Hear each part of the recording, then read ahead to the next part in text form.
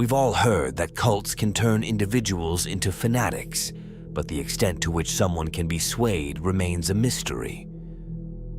Welcome back to True Crime Inspector, where today we're delving into the bewildering case of Lori Vallow and Chad Daybell. This modern-day enigma stands as one of the most perplexing cases, surrounding a religious sect, 5 fatalities, 2 disappearances, and a multitude of unanswered questions. Get ready for a captivating exploration as we immerse ourselves in the mysterious tale of Lori Vallow and Chad Daybell. Our journey commences in San Bernardino, California, with Lori Noreen Cox. Lori was born on June 26, 1973, to her parents Barry and Janice Cox. She had 2 elder brothers, Adam and Alex, and 3 sisters, Laura, Stacy, and Summer. Lori's upbringing may have seemed uneventful, but in light of the extraordinary events that unfolded in her adulthood, it takes on an entirely different perspective. In 1992, at the age of 19, she entered into her first marriage with her high school boyfriend, Nelson Yanes.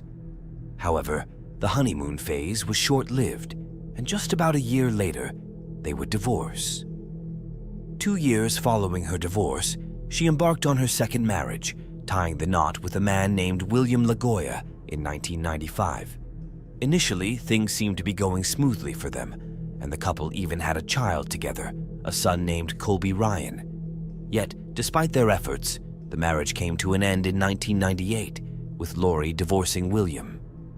3 more years down the road, Lori walked down the aisle for the 3rd time, this time marrying Joseph Ryan in 2001. Their union led to the birth of their daughter, Tylee Ryan, on September 24, 2002. However, much like her previous marriages, the honeymoon phase was fleeting, and in 2004, Lori and Joseph also parted ways. The aftermath of their split took a messy turn as Lori accused Joseph of abuse, leading her brother Alex to confront Joseph with a taser and threats on his life. As a result, Alex was sentenced to 90 days in prison and placed on 5 years of probation for his actions. Starting with Lori's marital history provides insight into her personality. Throughout the years, Lori remained an attractive and charismatic woman. However, her insatiable thirst for adventure and excitement knew no bounds, often causing impatience and frustration. Coupled with a somewhat selfish attitude, her partners often bore the brunt of these traits.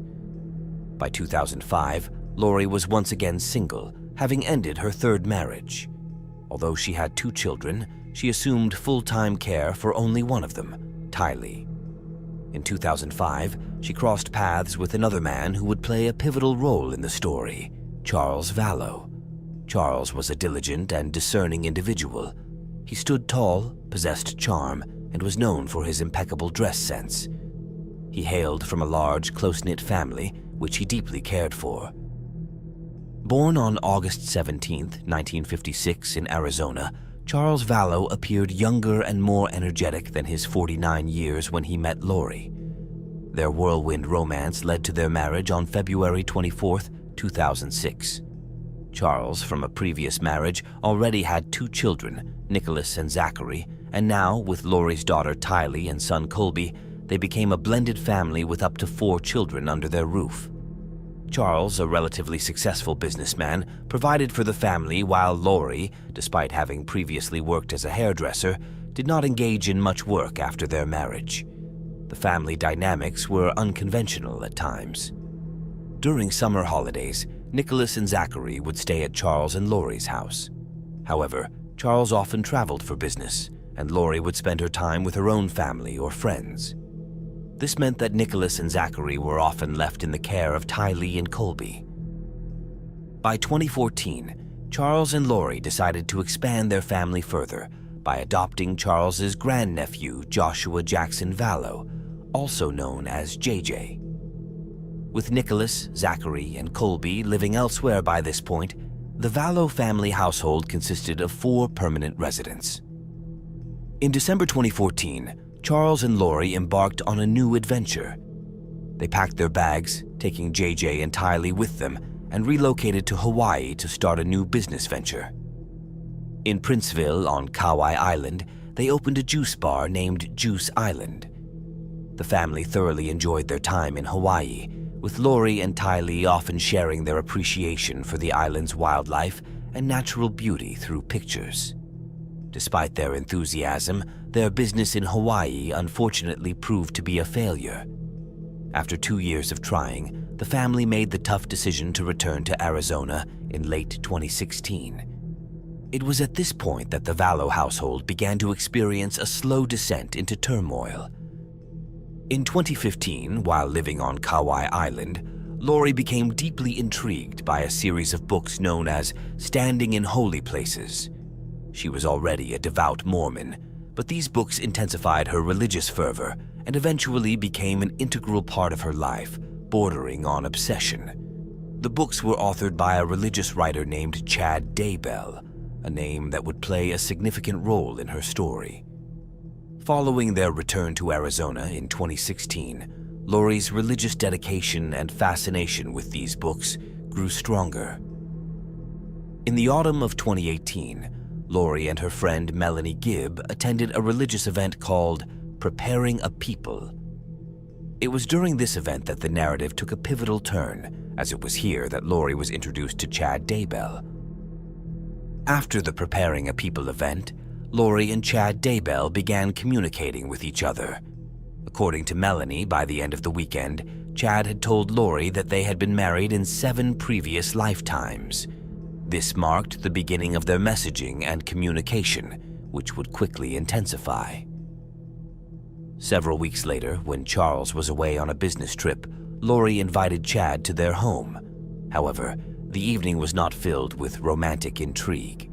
Lori also invited Melanie and a couple of other followers of Chad, and they spent the night discussing deeper religious mysteries. Throughout the evening, Chad focused much of his attention on Lori, making her the center of his attention. Chad Daybell, born on August 11, 1968, grew up in Provo, Utah. He married Tamara in his teenage years, and by the age of 22, they were married. He graduated from Brigham Young University with a degree in journalism in 1992.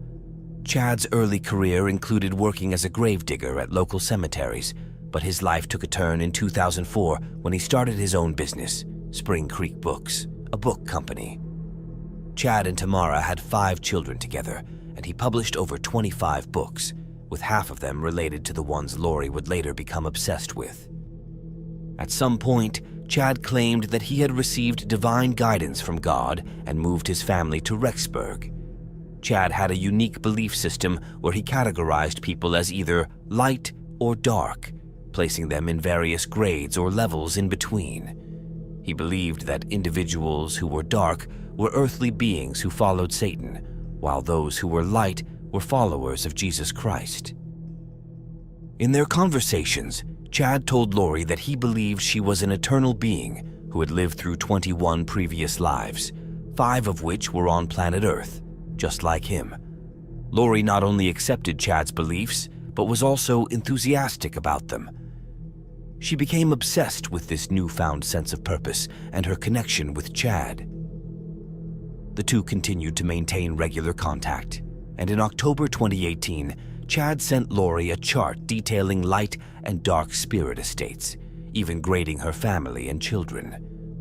By 2019, the Vallow family had been back in Arizona for over 2 years, and Lori and Charles's marriage was deteriorating rapidly. As Lori became increasingly devoted to the religious group, which was evolving into more of a cult, she became emotionally distant from her daily life, her beliefs growing more bizarre. She firmly subscribed to the concept of light and dark individuals, referring to those she deemed dark as zombies.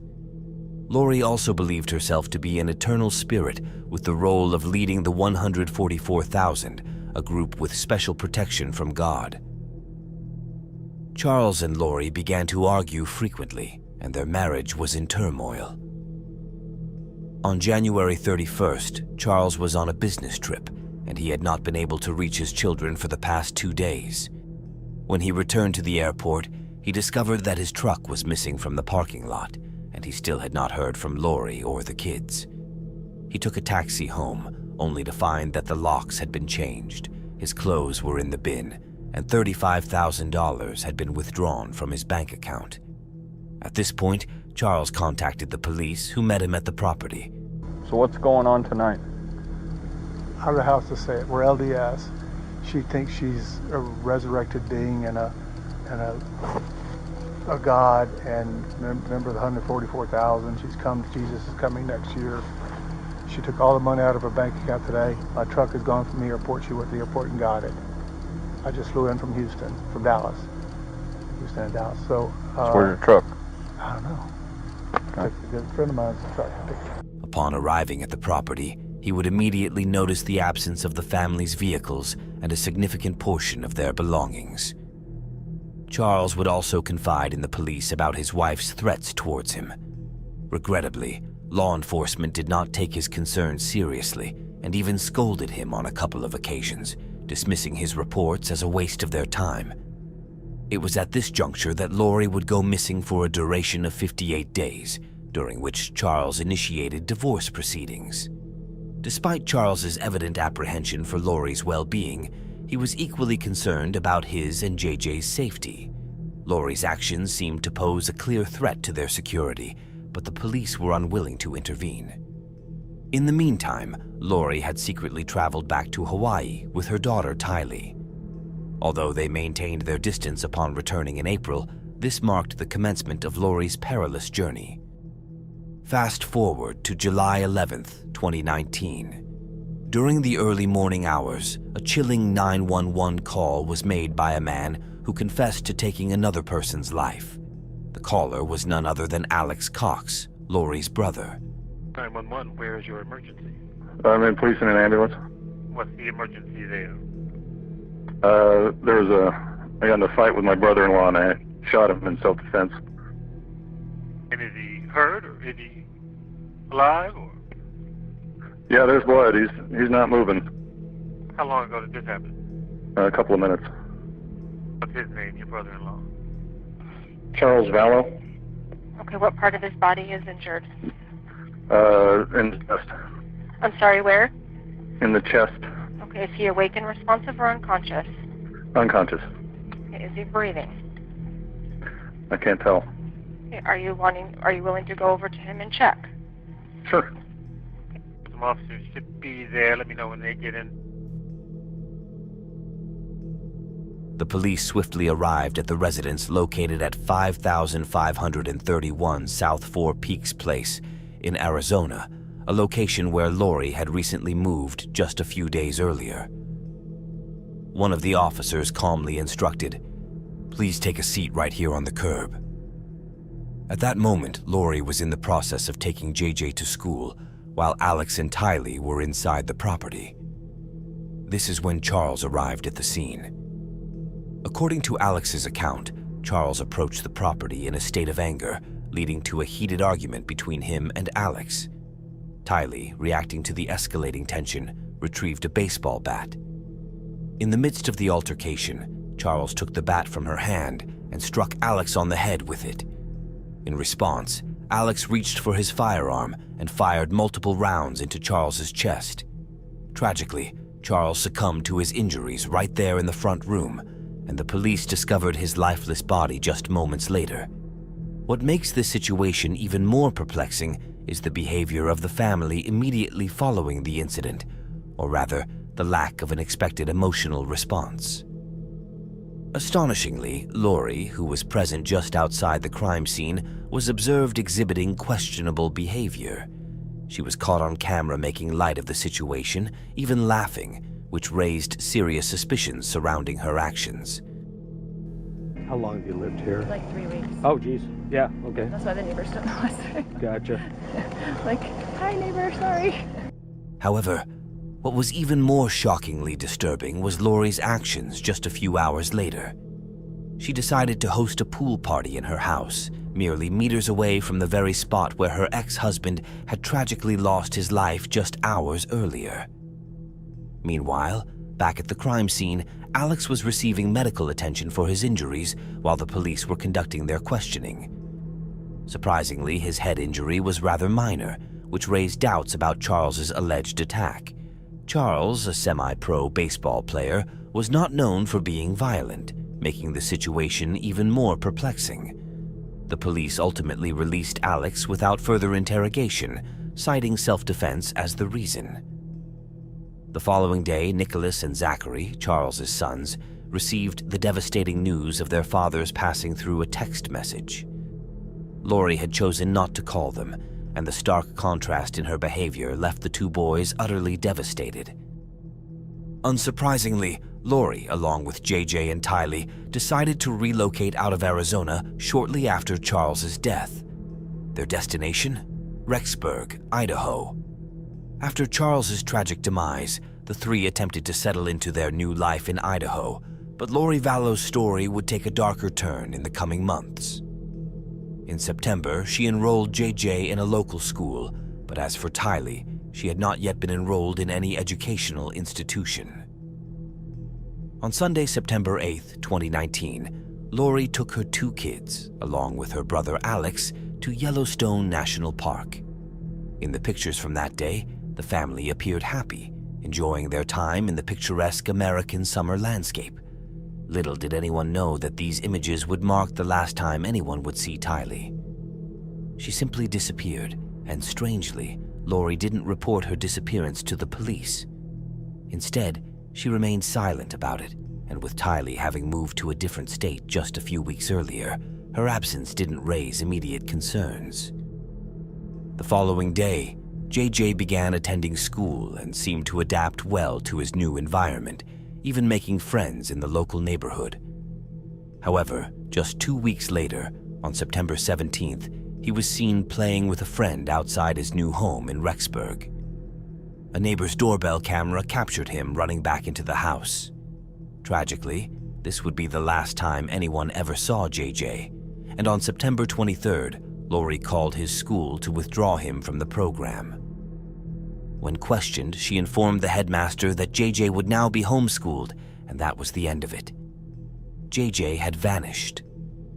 Over the next 3 months, concern among friends and family of Tylee and JJ continued to grow steadily. They wanted to offer comfort to the two children who had already suffered the loss of their stepfather. However, they were unable to establish contact with them, and Tylee had only maintained brief communication with her friends back in Arizona, all through impersonal text messages. These messages lacked her usual personality. To anyone who inquired about their well-being, Lori assured them that they were doing perfectly fine. She provided various alibis, stating that they were at a friend's house or with family. Despite these explanations, no one had laid eyes on them in weeks, and the mystery surrounding their disappearance deepened. During this time, 2 significant events unfolded. The first involved Lori renting a storage unit just outside of Rexburg. On October 1st, 2019, surveillance footage captured her depositing personal belongings like children's bikes, scooters, and a children's blanket into the unit. The following day, Lori was spotted again, though it's unclear who she was with. Judging by the way he walked, it's likely to have been Chad Daybell, a resident of Rexburg, Idaho. In total, Lori, Alex, and Chad made 9 visits to the storage facility in October and returned again in November. The second event was far more sinister. On October 9th, Chad Daybell's wife, Tammy, was in her driveway unloading groceries from her car when a masked man wielding a paintball gun approached her. As she turned to confront him, he began firing paintballs at her. Panicked, she screamed for Chad, and the assailant quickly fled the scene. Tammy shared her harrowing experience on Facebook, writing, "Something really weird just happened, and I want you to know so you can watch out. I had gotten home and parked in our front driveway." Despite her survival, Tammy was visibly shaken by the attack. However, her fate would take a tragic turn just 10 days later when Chad called 911 to report her death. According to Chad, Tammy had passed away in her sleep at their home. Detectives visited the property and concluded that Tammy's death was natural. However, when they requested permission to perform an autopsy, Chad reluctantly declined. The coroner found this refusal rather peculiar, but did not press further, accepting his decision without further inquiry. So, to recap where we stand in the story at this point, Lori Vallow had lost her husband, and her 2 children were missing. Meanwhile, Chad Daybell had lost his wife, Tammy, under mysterious circumstances. The series of deaths and disappearances raised significant suspicions. What could possibly be happening here? What were the intentions of Lori and Chad? Well, just 2 weeks later, Chad and Lori traveled to Hawaii and got married. Yes, you heard that right. At this point, all eyes were slowly turning toward Chad and now Lori Daybell. The media began to recognize the strange circumstances surrounding these 2 families, and the police were silently monitoring the situation from a distance. During their honeymoon and back in Rexburg, Chad and Lori started to fabricate stories to acquaintances. Chad claimed that Lori had never had any children, while Lori told people that Tylee had passed away years ago. On November 26th, police decided to conduct a welfare check on JJ. They approached Lori's property and asked to see him. Lori responded by stating that JJ was not there. He was supposedly in Arizona with her friend Melanie. However, it didn't take long for Arizona police to collaborate with the Idaho PD. When they questioned Melanie about JJ's whereabouts, she was taken aback. Melanie informed the police that she hadn't seen JJ for weeks. Furthermore, she revealed that Lori and Chad had recently contacted her and asked her to lie, pretending that JJ was with her. At this point, the police were becoming increasingly frustrated with the situation. They returned to Lori's residence the following day with a search warrant, only to discover that she and Chad had vanished. The couple had taken a flight back to Hawaii, and from that point on, they remained tight-lipped whenever in the presence of the media. From December 2019 to January 2020, the police officially declared Tylee and JJ as missing persons. They executed a search warrant at Chad's residence, confiscating his computers, cell phones, and journals. Simultaneously, they served notice to Lori, demanding that she produce Tylee and JJ to Rexburg police within 5 days to avoid arrest. Strangely, Lori's brother Alex passed away on December 12th, while all of this was unfolding. The official cause was cited as a blood clot, a classification some coroners might consider as natural causes. The deadline for Lori's notice came and went, and she failed to produce Tylee or JJ to the authorities, maintaining silence about their whereabouts. On February 20th, 2020, Lori was finally arrested by Kauai police, with bail set at $5 million. She was subsequently extradited back to Rexburg and placed in custody. Despite having Lori behind bars, the most pressing questions in this case remained unanswered. Where were Tylee and JJ? What had happened to them? And who was responsible for their disappearance? Progress on these inquiries moved painfully slowly for friends and family. While the smoking gun pointed at Chad and Lori, Chad remained a free man, and there was still no concrete evidence. It would be 4 long, exhausting months until June arrived.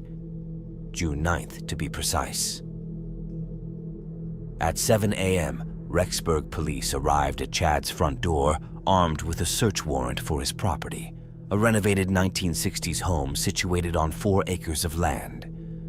Investigators spent only a couple of hours on the premises before making a gruesome discovery.